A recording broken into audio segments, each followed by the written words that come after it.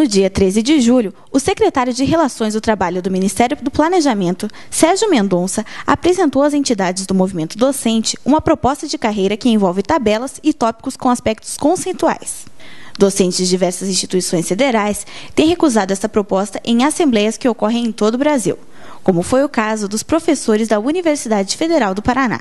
Diversos motivos são apontados pela categoria para a rejeição da proposta, como a permanência de 2 carreiras, uma para magistério superior e outra para o ensino básico, técnico e tecnológico. Hoje, a carreira docente é composta por 16 níveis em 2 cargos, sendo o titular um outro cargo com concurso específico fora da carreira. A nova proposta do governo mantém na estrutura a hierarquização vertical em classes e níveis. No entanto, diminui 13 níveis e incorpora o cargo de titular. A nova proposta também estabelece que o ingresso seja feito unicamente no início da carreira. Embora o governo tenha feito essas mudanças que são positivas do nosso ponto de vista, ele ainda não conseguiu resolver os problemas de lógica, de desenvolvimento dentro da carreira. Por exemplo, você tem níveis que mudam, quando o professor muda de nível, ele ganha 1% de reajuste, e outros ele ganha 21% de reajuste. Então, logicamente, a nossa malha salarial está bagunçada. Então, o governo mudou algumas coisas, mas deixou ainda um problema que é a hierarquização da estrutura, né, de carreira, que tem nomenclaturas lá, como professor titular, associado, adjunto, que não tem função de fato, porque todos os professores, na verdade, desenvolvem e desempenham a mesma função de professor. Então, embora as mudanças positivas, algumas, poucas, outras muito ruins, continuam dentro da estrutura proposta pelo governo.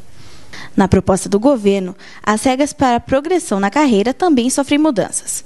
Aumenta o interstício de 18 meses para 24 meses, impõe o mínimo de 12 horas em sala de aula e fere a autonomia universitária, uma vez que estabelece que a avaliação de desempenho deverá ser de acordo com diretrizes estabelecidas pelo MEC. Então, em relação à questão da progressão, a proposta do governo, ela não deixa claro quais serão os critérios que o MEC aprovará depois de 180 dias da promulgação da lei. Nesse caso, temos 2 problemas. Uma, que isso é uma caixa preta, né? Nós já sabemos o que foram os critérios de progressão, por exemplo, de adjunto para associado. Como é que o governo torna isso restritivo para que não todos os docentes possam chegar ao topo da carreira.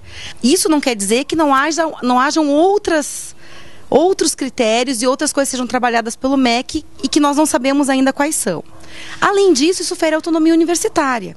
Nós achamos que o docente tem que ser avaliado, mas esses critérios, a forma que leva em consideração a formação acadêmica, o tempo de serviço, os saberes acumulados, tem que ser pensado pela própria instituição, porque as realidades nacionais são muito distintas.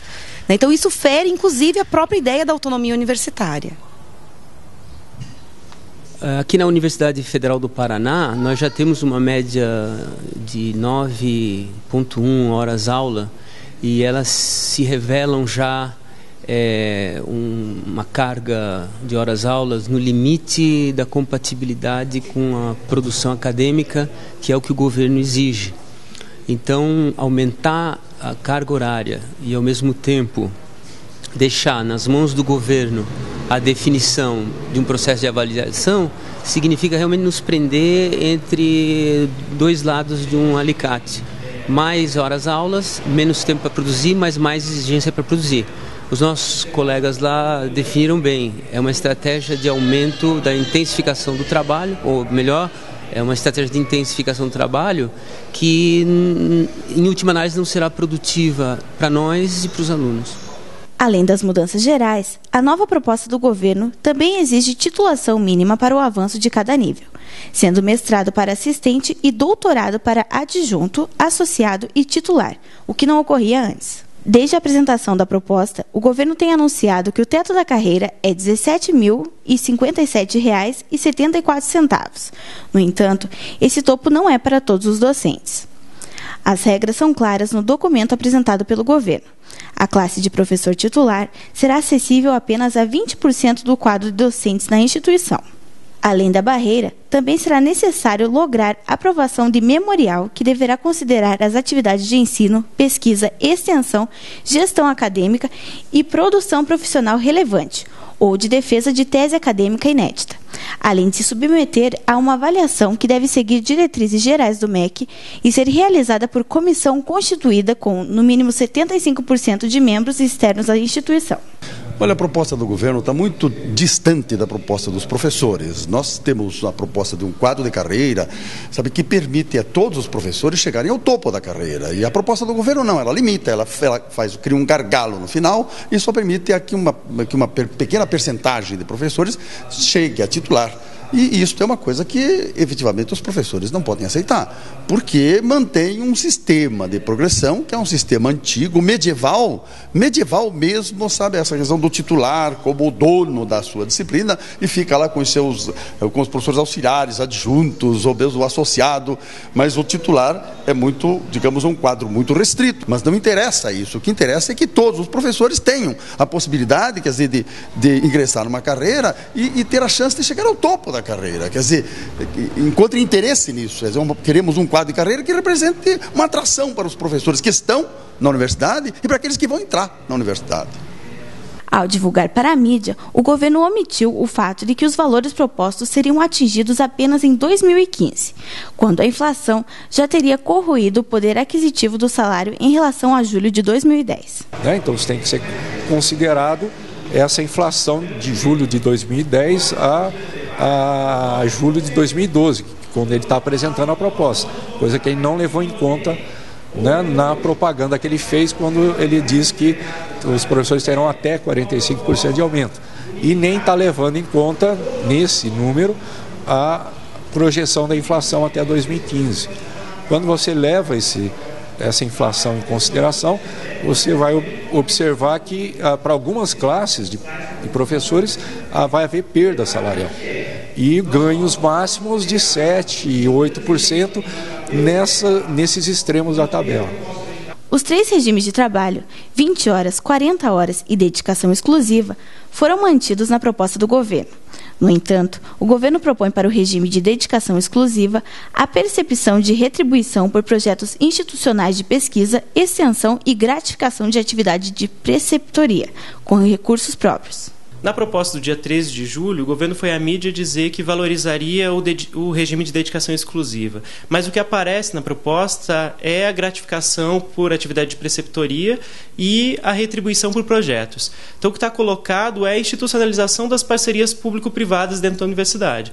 O professor, a partir de agora, tem que ele mesmo correr atrás do financiamento da sua pesquisa. E esse financiamento da pesquisa vai estar atrelado ao interesse das empresas, ao interesse de atividade privada. Então, uma série de pesquisas que dependem do financiamento público e que são de interesses sociais vão deixar de ser financiadas, vão deixar de ter dinheiro público para essas pesquisas. Então, a pesquisa na universidade fica à mercê de interesses privados e a condição de trabalho do professor piora porque ele tem que perder as suas horas de ensino, pesquisa e extensão para correr atrás do seu financiamento, para se tornar um agente do próprio financiamento. Os problemas causados para os aposentados com a criação da classe de associado em 2006 também não foram solucionadas na proposta do governo, que manterá os docentes da mesma classe de quando ocorreu a aposentadoria, independente da legislação vigente na época. Então, a proposta do governo ela não contempla a questão do reenquadramento. Qual é o problema dessa questão do reenquadramento? Os professores, desde 2006, os aposentados, foi criada uma nova classe, que é a classe do professor associado. Essa nova classe não reconhece ou não tem nenhuma forma de transposição de quem se aposentou como adjunto 4. Qual é o problema disso? O professor, na época que ele se aposentou, ele cumpriu todos os critérios, ele alcançou o topo da sua carreira. E hoje ele está já com quatro níveis abaixo, defasado, com essa classe nova de professor associado. Isso significa uma redução salarial imensa. Então, o que nós estamos exigindo do governo? Estamos exigindo que seja reconhecida as regras do tempo de aposentadoria, no qual o docente de fato efetivou esse processo, e isso seja reenquadrado no topo da carreira conforme o lugar onde ele estava. Nós não estamos pedindo para reenquadrar todo mundo no topo. A proposta do governo também mantém as 2 linhas no contra-cheque, vencimento básico e retribuição por titulação. Essa proposta continua mantendo o problema da questão do valor da retribuição por titulação chegar a ser até 2/3 do valor do salário. Ou seja, o nosso vencimento básico, a composição do que nós ganhamos é de 1/3. E isso é muito complicado, inclusive nas questões, nas várias classes, né, que com o mesmo título a pessoa recebe valores diferentes da retribuição por titulação. Nenhuma proposta foi apresentada para a segunda pauta de reivindicação dos docentes, que consiste na melhora das condições de trabalho da categoria. A avaliação do movimento docente em relação à proposta do governo é que, além da proposta de carreira ser bastante ruim, ela não contemplou o nosso segundo ponto de pauta, que é a melhoria das condições de trabalho. Esse ponto tem sido essencial e fez com que muitos docentes fortalecessem o movimento de greve, né? A carreira docente vem sendo precarizada ao longo do tempo, as condições de trabalho aviltadas, e o governo não apresenta nada em relação a isso. Pelo contrário, a proposta de um limite mínimo de 12 horas de trabalho piora as condições de trabalho docente, intensifica, colabora para a precarização da universidade, e esse aspecto reflete a linha do governo de manter a reforma do Estado historicamente construída na educação nessas 2 últimas décadas. Uma linha de reforma do Estado que precariza as condições de trabalho, rompe a indissociabilidade entre ensino, pesquisa e extensão e acaba fortalecendo uma lógica individualista, predatória entre os docentes, baseada na editalização e não na permanência de recursos para o trabalho docente. Os docentes da Universidade Federal do Paraná deliberaram no dia 19 de julho que não aceitam a proposta apresentada pelo governo e manterão a greve.